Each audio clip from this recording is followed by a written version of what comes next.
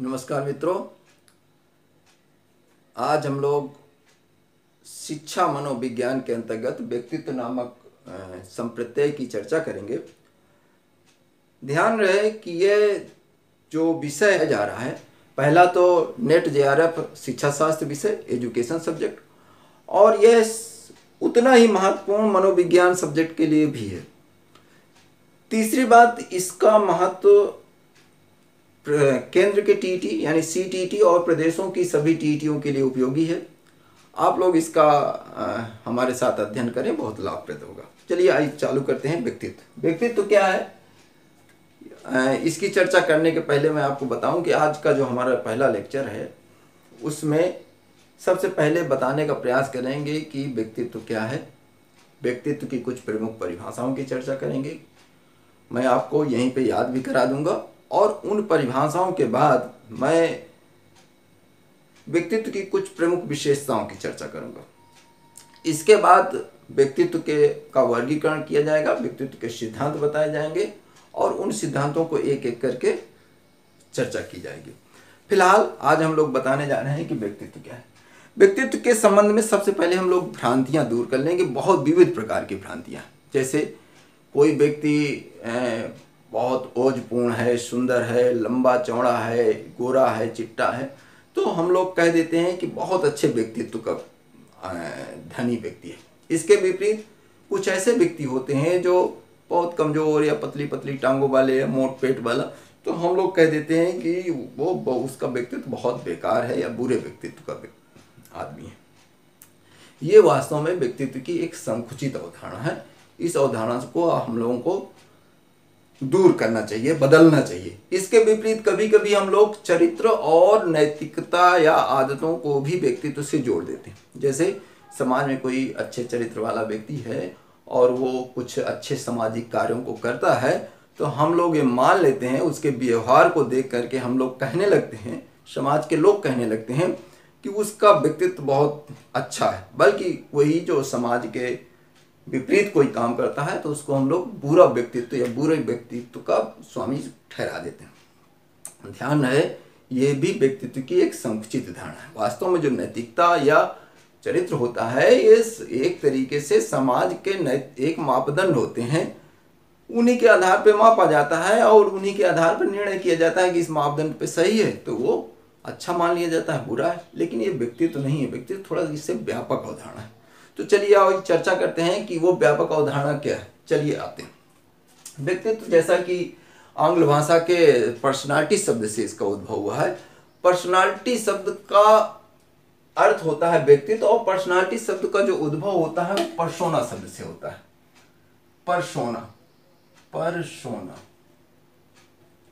Persona शब्द से इसका उद्भव होता है। अब प्रश्न क्या है, पर्सोना होता क्या है?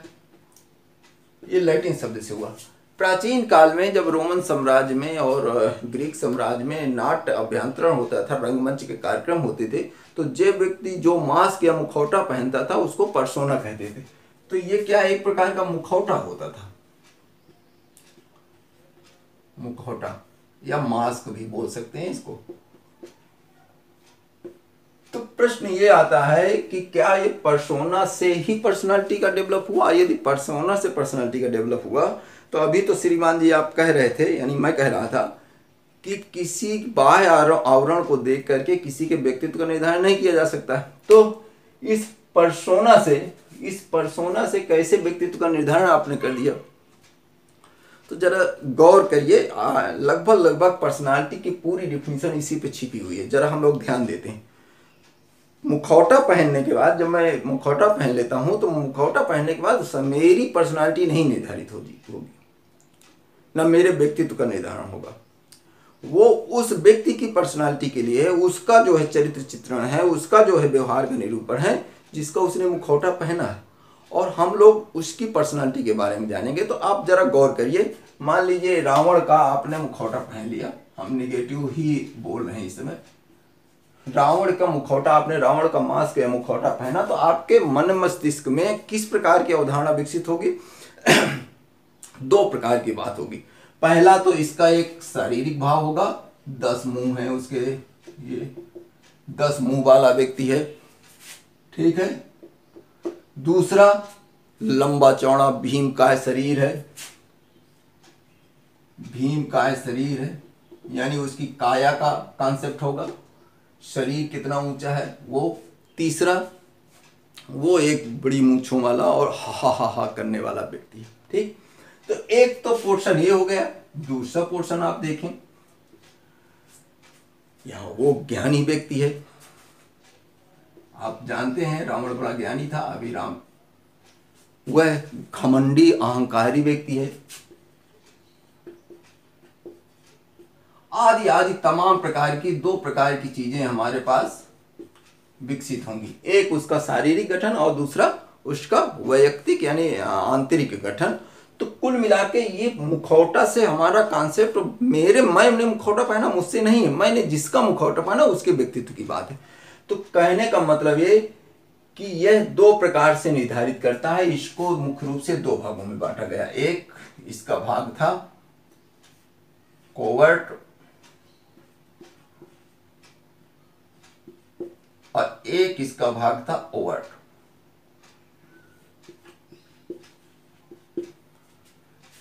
कोवर्ट जो कोवर्ट का मतलब आंतरिक गुण, जो आंतरिक गुण रखता है वो कोवर्ट के अंतर्गत रखा। और ये क्या है, ये कब ओवर्ट माने बाह्य गुण।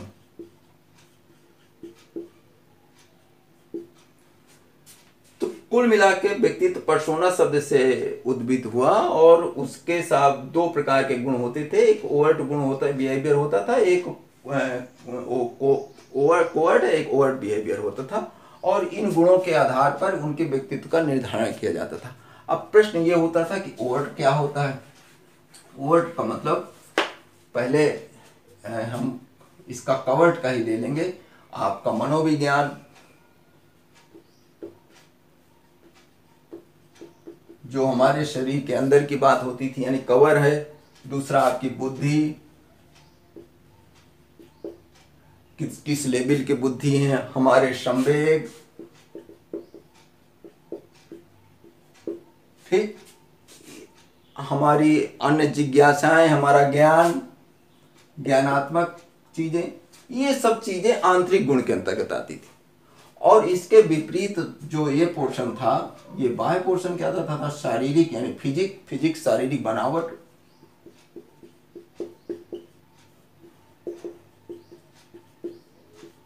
आपका रंग, शरीर का रंग, आपकी वेशभूषा, आपका व्यवहार यानी अनुक्रिया करने की क्षमता, आपकी प्रतिक्रिया करने की क्षमता, आदि ढेर सारी जो बाह्य व्यवहार से संबंधित चीजें थी वो ओवर्ट के अंतर्गत आती थी। और कोवर्ट के अंतर्गत, कोवर माने कवर और ओवर्ट माने ओवर, इसकी शुद्ध हिंदी नहीं मिलती है एक्चुअली। ये वहीं के पर्सनालिटी के ही डिफिनेशन से वहीं से आया है शब्दावली। आप अंग्रेजी इसकी तैयार रखिएगा। तो कहने का मतलब कि ये जो पर्सनालिटी शब्द का जो मुख्य विशेषता है वो ओवर्ट और कोवर्ट। तो पर्सनालिटी कुल मिलाकर के दोनों का समुच्चय, personality covert behaviour plus overt behaviour का समुच्चय। समझ में आया। व्यक्तित्व आंतरिक व्यवहार एवं बाह्य व्यवहार के समुच्चय को व्यक्तित्व कहते हैं। अब इसकी अलग अलग परिभाषा करेंगे। ये भी कोई फाइनली डिफिनीशन नहीं, डिफिनीशन बहुत सारी आती रही है, जाती रही। आइए चलिए कुछ डिफिनीशन की चर्चा करते हैं। डिफिनीशन की चर्चा करने के पहले सबसे पहले हम आपको ये बताना चाहेंगे कि हजारों डिफिनीशन है पर्सनालिटी के, और आज भी निर्माण के दौर पर चल रहा है। अभी भी फाइनल नहीं हो पाया कि कितनी डिफिनीशन अभी और होना चाहिए, ठीक है। तो हम लोग देखते हैं कि कौन सी डिफिनीशन कहाँ पे कैसे फिट बैठती है। सबसे पहले एक सर्वश्रेष्ठ डिफिनीशन आज भी मानी जाती है, उसकी चर्चा करते हैं। एक थे अल्पोर्ट महोदय। अल्पोर्ट महोदय ने 1948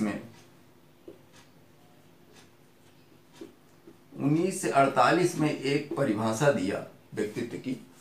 पहले उनने 49 परिभाषाएं 49 डेफिनेशंस का अलग अलग अध्ययन किया और उनसे उपयोगी चीज़ें निकाल करके एक समग्र, एक संपूर्ण परिभाषा बनाने का प्रयास किया। उस परिभाषा को अल्पर्ट की डिफिनीशन कहते हैं, जो इस प्रकार है। अंग्रेजी में मैं लिखता हूँ, हिंदी में भी ट्रांसलेट कर लेंगे। पर्सनालिटी इज ए, आप भी लिखते रहें, आपका भी पेन चलता रहेगा, is a dynamic organisation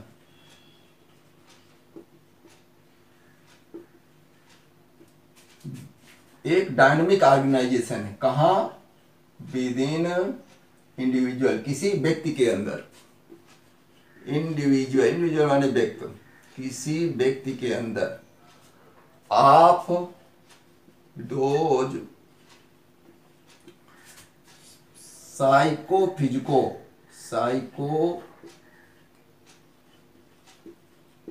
physico system, मनोदैहिक system का एक डायनेमिक ऑर्गेनाइजेशन है।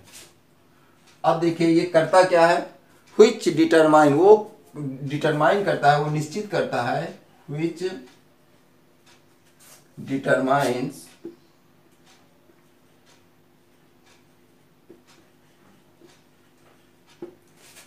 क्या डिटरमाइन करता है? ए यूनिक एडजस्टमेंट, एक अपूर्व समायोजन, ए यूनिक एडजस्टमेंट किसके साथ? किसके साथ यूनिक एडजस्टमेंट करता है? With in environment, with environment, with environment.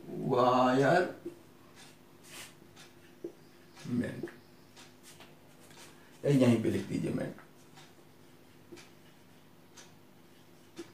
Okay, फिर जरा इस परिभाषा को समझने का प्रयास करते हैं कि personality is a dynamic organisation. किस प्रकार का ऑर्गेनाइजेशन है? डायनामिक ऑर्गेनाइजेशन है। किसका? एक इंडिविजुअल का, किसी व्यक्ति का। और वो डायनामिक ऑर्गेनाइजेशन किस प्रकार का है? साइकोफिजिकल सिस्टम का है।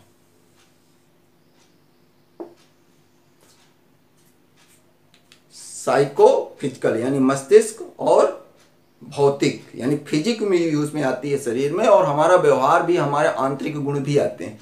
तो देखिए कौन सा सिस्टम है, कैसी व्यवस्था है? साइकोफिजिकल सिस्टम का एक डायनेमिक ऑर्गेनाइजेशन, गतिशील संगठन है। साथ में वो क्या करता है? वो डिटरमाइन करता है, निश्चित करता है एक यूनिक एडजस्ट। यूनिक माने एक ऐसा शब्द होता है जो वही होगा अकेले, उसके अलावा दूसरा कोई नहीं, यानी अपूर्व, अनोखा, उसके जैसा कोई नहीं होता। जैसे हम लोगों का डीएनए यूनिक होता है, ठीक है, थंब भी यूनिक होता है, एक लगाया गया तो दूसरा शायद ही मिले। तो वो यूनिक एडजस्टमेंट करता है किसके साथ? With environment.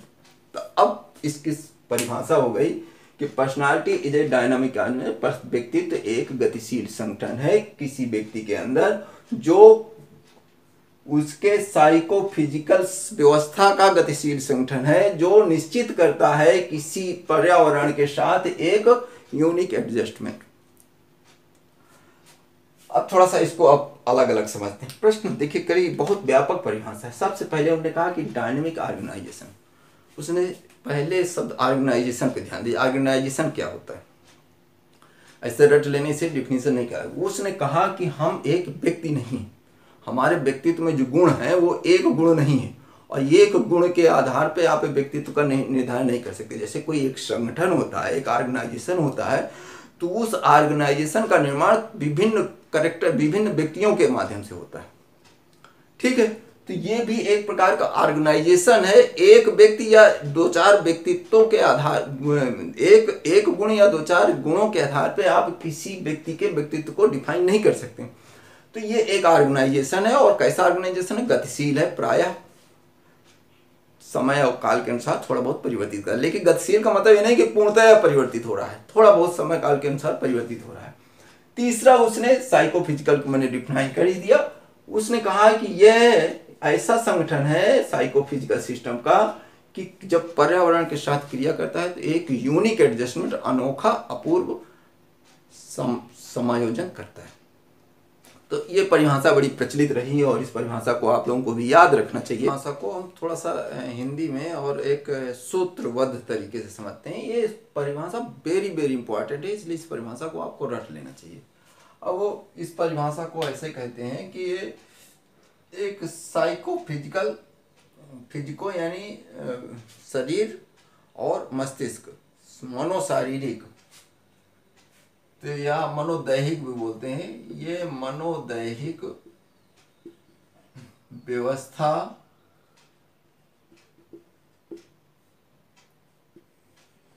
का गतिशील संगठन है। पर्सनालिटी क्या है? मनोदैहिक व्यवस्था का गतिशील संगठन है।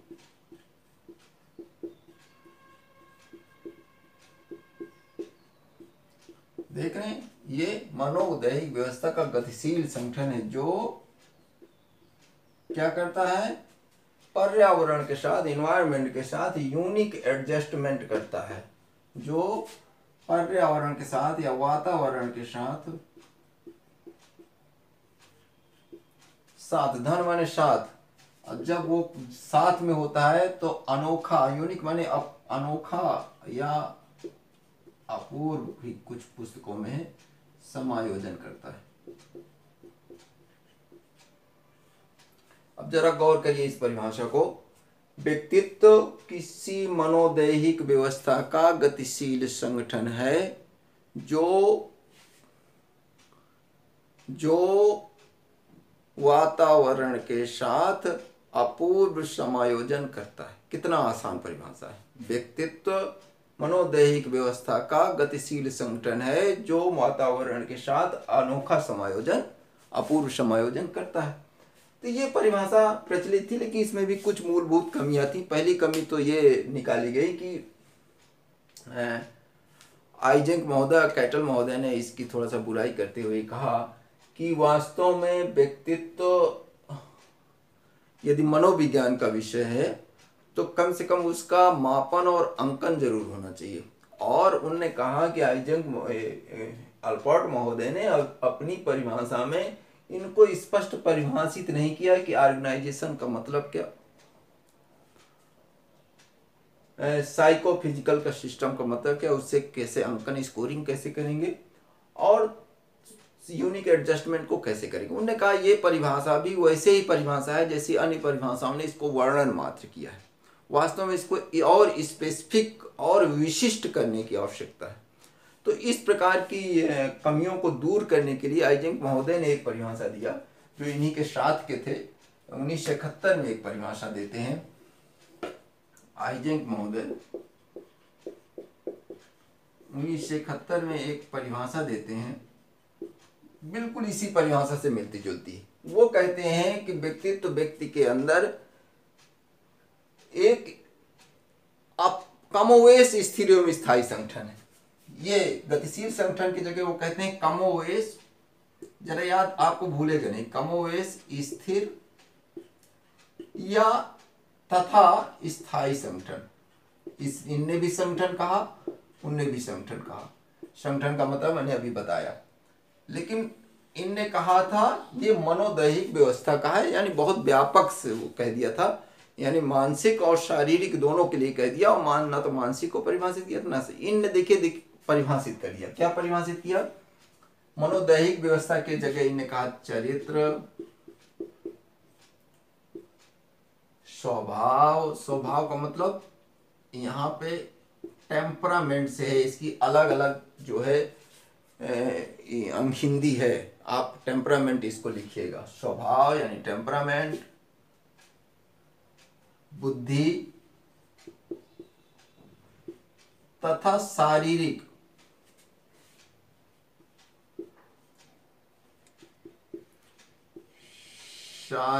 गुणों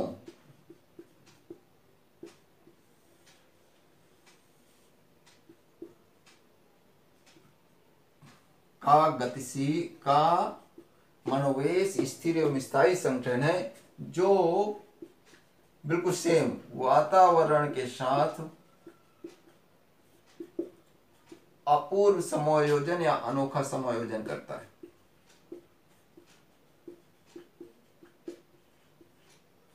अब जरा दोनों की परिभाषा में देखिए, इनने यहाँ पे मनोदैहिक व्यवस्था कह दिया था, इनने थोड़ा सा इसको और स्पष्ट करते हुए मनोदैहिक के साथ साथ इनने इसको चरित्र, स्वभाव, बुद्धि तथा शारीरिक गुणों से युक्त कह दिया। ध्यान रखिए, इनने चरित्र, स्वभाव, बुद्धि तथा शारीरिक गुणों को परिभाषित भी किया है। आप लिखते रहिएगा कि चरित्र को परिभाषित करते उन्होंने कहा कि ये व्यक्ति के भावात्मक व्यवहार, क्रियात्मक व्यवहार से। इनने कहा कि चरित्र व्यक्ति के क्रियात्मक व्यवहार का वह कमोवेश स्थायी संगठन। इसके विपरीत स्वभाव एवं टेम्परामेंट को उसने भावात्मक कहा कि यह टेम्परामेंट यानी स्वभाव किसी व्यक्ति के व्यक्तित्व का वह कमोवेश स्थिर एवं स्थायी भावात्मक संगठन। और बुद्धि के लिए इनने ज्ञानात्मक व्यवहार या ज्ञानात्मक संगठन से बात कही। और शारीरिक यानी स्नायु तंत्र से संबंधित, यानी इनने स्पष्ट रूप से व्यक्तित्व को, ये मनोदैहिक व्यवस्था को परिभाषित करने का प्रयास किया कि क्रियात्मक, भावात्मक, ज्ञानात्मक तथा स्नायु तंत्रीय व्यवहार का एक कमोवेश स्थितियों में से स्थायी संगठन है जो समायोजन करता है। लेकिन इसमें भी कुछ कमियां थी, इनने इसको लगभग स्थिर संगठन कह दिया। हालांकि कमोवेश लगाया यानी कम, थोड़ा कम या ज्यादा कहा, लेकिन फिर भी तो इसकी भी तमाम बुराइयां हुई और इनकी भी तमाम कमियों को ढूंढने का प्रयास किया, लेकिन फिर भी इतना स्पष्ट है कि इसने जो है स्पेसिफाई कर दिया। ये अनोखा समायोजन को भी उनने परिभाषित किया, तो तमाम खूबी थी। तीसरी एक परिभाषा और अध्ययन कर लेते हैं। 1970 में एक और परिभाषा आई थी आरबी कैटल, जो इन्हीं के साथ के थे, आरबी कैटल महोदय की। आरबी कैटल महोदय ने एक परिभाषा दिया कि व्यक्तित्व वास्तव में वह है जिसके द्वारा हम भविष्यवाणी या प्रेडिक्शन कर सकें। व्यक्तित्व वास्तव में वह है जिसके द्वारा हम प्रेडिक्शन कर सकें, अर्थात पूर्व कथन या भविष्यवाणी कर सकें कि अमुक परिस्थितियों में या ऐसी परिस्थितियों में कोई व्यक्ति किस प्रकार का काम करेगा। अमुक परिस्थितियों में कोई व्यक्ति अमुक कार्य करेगा या ऐसा कार्य करेगा। तो क्या है, इसने कहा व्यक्तित्व वह है जिसे हम प्रेडिक्ट कर सकें या भविष्यवाणी कर सकें। भविष्यवाणी, इसकी हिंदी अंग्रेजी है प्रेडिक्शन। प्रेडिक्शन कर सकें या प्रेडिक्ट कर सकें कि कोई व्यक्ति किस परिस्थिति में क्या व्यवहार करेगा।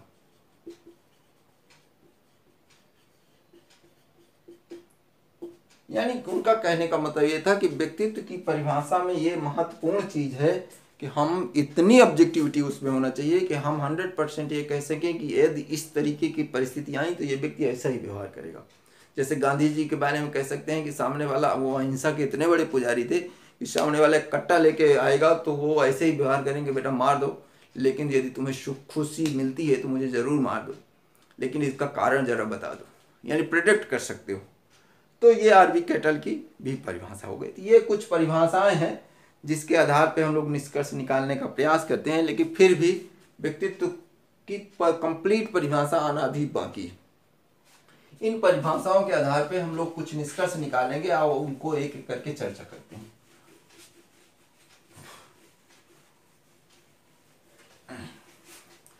अब हम लोग व्यक्तित्व की विशेषताएं या कुछ तथ्य समझ लीजिए। ये विशेषताएं ले लीजिए, व्यक्तित्व की विशेषताएं या इन परिभाषाओं के आधार पर स्थापित कुछ तथ्य हैं। जैसा कि हम लोगों ने तमाम परिभाषाओं में देखा कि व्यक्तित्व क्या है। व्यक्तित्व का पहली चीज हम लोगों ने जाना था कि वास्तव में व्यक्तित्व का जो निर्माण होता है वो सिर्फ वातावरण से नहीं होता है। मनोदैहिक के लिए भी शब्द कहा था, यानी हमारे आनुवंशिक गुण जो प्राप्त होते हैं उसको, और वातावरण से जो हम लोग सीखते हैं, उन दोनों से व्यक्तित्व यानी पर्सनालिटी का निर्माण होता है। नेचर वर्सेस नर्चर बहुत दिन तक विवाद चला कि नेचर का प्रभाव होता है कि नर्चर का प्रभाव होता है। पहले तो यही विवाद था कि किसी ने कहा नेचर का होता है, किसी ने कहा नर्चर का होता है, फिर उन्होंने कहा कि इसका ज़्यादा होता है, उसका ज़्यादा होता है। लेकिन आज ये मान लिया गया है कि व्यक्तित्व के निर्माण में वंशानुक्रम एवं वातावरण की दोनों के इंटरेक्शन का परिणाम होता है। तो पहली विशेषता इसकी यह है कि व्यक्तित्व वातावरण यानी नेचर एवं आनुवंशिकी, आनुवंशिकी को हिंदी में वंशानुक्रम भी कहते हैं, वंशानुक्रम दोनों की अंतःक्रिया का परिणाम है। इंटरेक्शन परिणाम या उपज है। ओके, दूसरी बात, जैसा कि हम लोगों ने आइजेंक महोदय की चाहे परिभाषा पढ़ी हो चाहे उनकी पढ़ी हो, कि वो विशिष्ट समायोजन करता है, अर्थात हर व्यक्ति का अपना व्यक्तित्व विशिष्ट और यूनिक होता है। तो दूसरी परिभाषा ये है कि व्यक्तित्व अपूर्व, ये ऐसे ही लिख दे रहे हैं, हर व्यक्ति का व्यक्तित्व अपूर्व यानी यूनिक, अंग्रेजी इसकी लिख दीजिए यूनिक, अपूर्व एवं विशिष्ट होता है, स्पेसिफिक होता है। हर आदमी अलग होता है।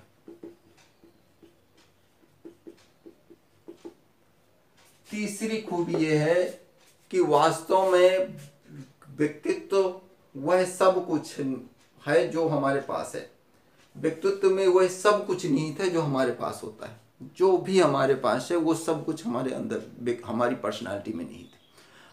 चाहे वो ज्ञानात्मक पक्ष हो हमारा, चाहे भावात्मक व्यवहार का पक्ष हो, चाहे क्रियात्मक व्यवहार का पक्ष हो।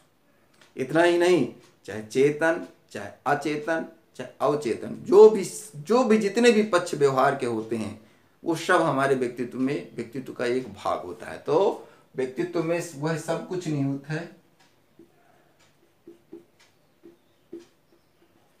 वह सब कुछ निहित है जो हमारे पास है।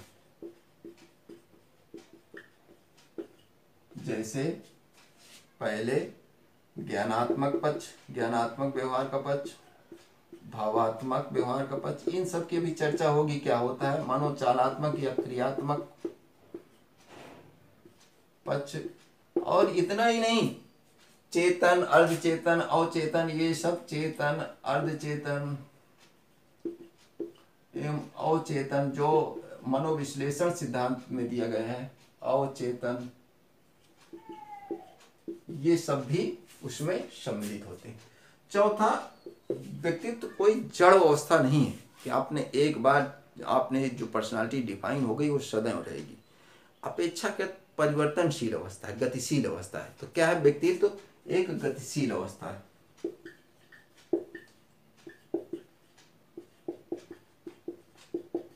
गतिशील अवस्था है यानी समय काल के अनुसार उसमें परिवर्तित होता है। इतना ही नहीं, यह निरंतर परिमार्जित भी होने की क्षमता होती है, मॉडिफाई किया जा सकता है। परिमार्जन माने निरंतर मॉडिफाई होने की क्षमता होती है, परिमार्जन की क्षमता भी होता है। यानी हमारे व्यक्तित्व में परिमार्जन के लिए सदैव स्कोप बना रहता है। और एक चीज ध्यान रखिए कि व्यक्तित्व का निर्माण तभी होता है जब हमारे यहाँ आत्मचेतना का विकास हो जाए। बिना आत्मचेतना के विकास के व्यक्तित्व का निर्माण संभव नहीं है। क्योंकि जब बच्चों, ये नहीं कहा जा सकता कि बच्चों के व्यक्तित्व का निर्माण हो गया है, तो व्यक्तित्व के निर्माण के लिए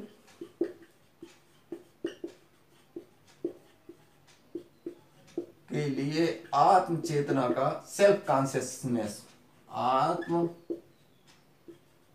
चेतना का विकास आवश्यक होता है। जब तक सेल्फ कॉन्शियसनेस नहीं आएगा तब तक हमारी अपनी पर्सनालिटी डिफाइन नहीं होगी, परिभाषित नहीं होगी और बनेगी नहीं। इसीलिए छोटे बच्चों को कहा जाता है कि उनका व्यक्तित्व का निर्माण नहीं हुआ। कभी किसी जानवर के बारे में नहीं उनकी पर्सनालिटी निर्धारित की जाती है। क्योंकि उनका सेल्फ कॉन्शियसनेस का विकास उतना तेजी से नहीं होता है। इसके बाद एक चीज़ और ध्यान रखने की ज़रूरत है कि व्यक्तित्व के निर्माण में दो चीज़ें बहुत महत्वपूर्ण होती हैं। आप कितना अधिगम करते हैं, ज्ञानात्मक पक्ष है अधिगम, अभी उसकी चर्चा हम लोग कर चुके हैं। कितना अधिगम करते हैं और कितना अनुभवों का अर्जन करते हैं, उससे भी व्यक्तित्व का निर्माण बहुत महत्वपूर्ण हो जाता है। तो व्यक्तित्व के निर्माण में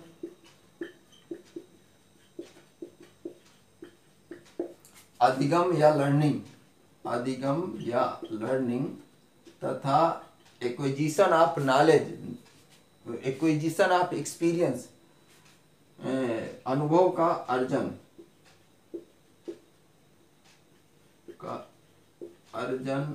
सहायक होता है।